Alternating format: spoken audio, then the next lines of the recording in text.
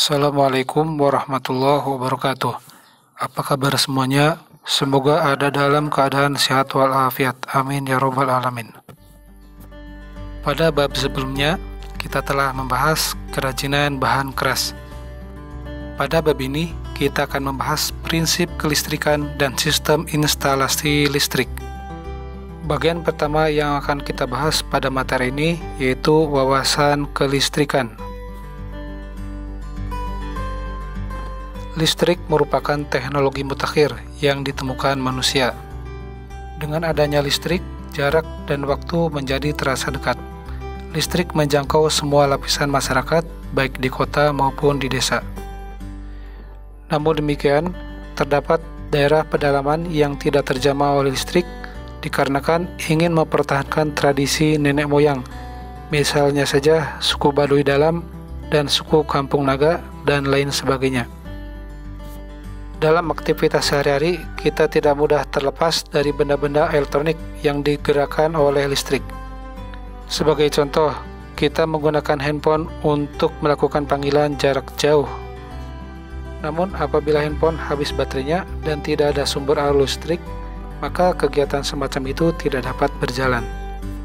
Dengan demikian, dibutuhkan sumber arus listrik untuk memperlancar dan membantu aktivitas-aktivitas dalam kehidupan sehari-hari, agar aktivitas tersebut mudah dilakukan dan lebih efektif serta efisien. Yang perlu kita ketahui, apa itu kelistrikan? Kelistrikan adalah sifat benda yang muncul dari adanya muatan listrik. Ada dua jenis muatan listrik, yaitu muatan listrik positif dan muatan listrik negatif. Secara alami, muatan listrik positif selalu mengalir dari titik berpotensial tinggi ke titik berpotensial rendah. Aliran ini disebut sebagai arah arus listrik konvensional. Adapun listrik ini memiliki jenis dan manfaat. Arus listrik adalah mengalirnya elektron secara kontinu pada konduktor akibat perbedaan jumlah elektron pada beberapa lokasi yang jumlah elektronnya tidak sama. Arus listrik dibagi menjadi dua jenis. Yang pertama, listrik arus searah atau DC, direct current. DC merupakan arus listrik yang arahnya tetap. Yang kedua, listrik arus bolak-balik atau AC, alternating current, yaitu arus yang besar dan arahnya selalu berubah-ubah. Satuan SI untuk arus listrik adalah ampere.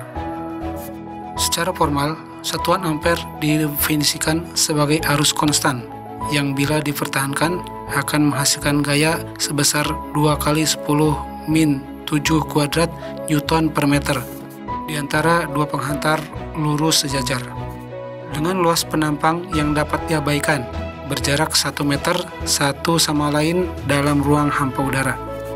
Listrik muncul akibat adanya beberapa tipe fisika. Pertama, muatan listrik. Sifat beberapa partikel subatomik yang menentukan interaksi elektromagnetik. Yang kedua, medan listrik atau elektrostatis. Tipe medan elektromagnetik sederhana yang dihasilkan oleh muatan listrik ketika diam.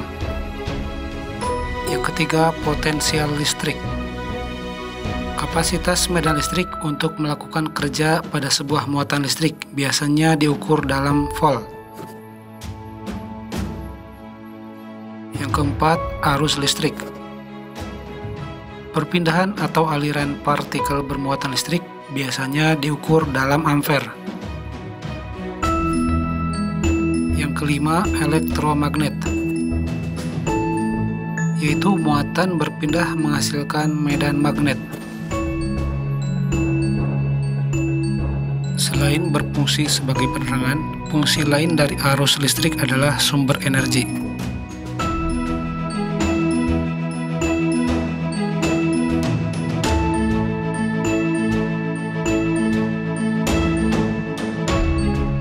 Pada teknik elektro, listrik digunakan untuk tenaga listrik yang digunakan untuk menghidupkan peralatan elektronik yang berhubungan dengan sirkuit listrik komponen aktif seperti transistor, dioda, dan sirkuit terintegrasi. Tenaga listrik saat ini adalah tulang punggung masyarakat industri modern. Pembangkit listrik adalah suatu alat yang dapat membangkitkan dan memproduksi tegangan listrik dengan cara mengubah suatu energi tertentu menjadi energi listrik. Berikut beberapa contoh pembangkit listrik. PLTA atau pembangkit listrik tenaga air, yaitu pembangkit yang mengandalkan energi potensial dan kinetetik dari air untuk menghasilkan energi listrik. Sebagai contoh PLTA yang ada di Indonesia, pertama PLTA Bakaru di Sulawesi Selatan, PLTA Sigura-gura di Sumatera Utara, PLTA Saguling di Jawa Barat, dan lain-lain. Pembangkit listrik yang kedua yaitu PLTU atau pembangkit listrik tenaga uap.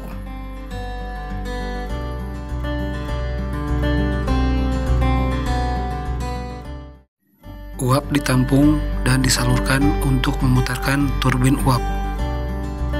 Energi mekanis dari putaran turbin diubah menjadi energi listrik oleh generator. Contohnya PLTU Semarang, Jawa Tengah, dan PLTU Suralaya, Cilegon, Banten. Pembangkit listrik yang ketiga yaitu PLTN atau pembangkit listrik tenaga nuklir. Pembangkit ini menggunakan energi uap yang dihasilkan oleh reaktor nuklir untuk memutarkan turbin uap. Contohnya PLTN di Jepang dan Obnings di Uni Soviet.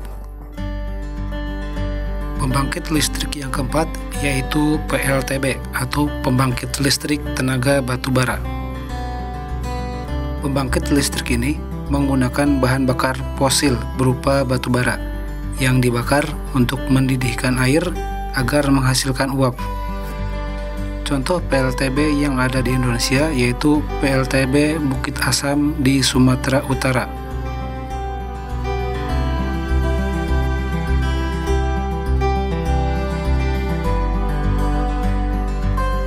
Pembangkit listrik yang kelima yaitu pembangkit listrik tenaga surya atau PLTS. Pembangkit ini menggunakan cahaya matahari sebagai energi utama. Energi dari cahaya matahari dapat langsung diubah menjadi energi listrik.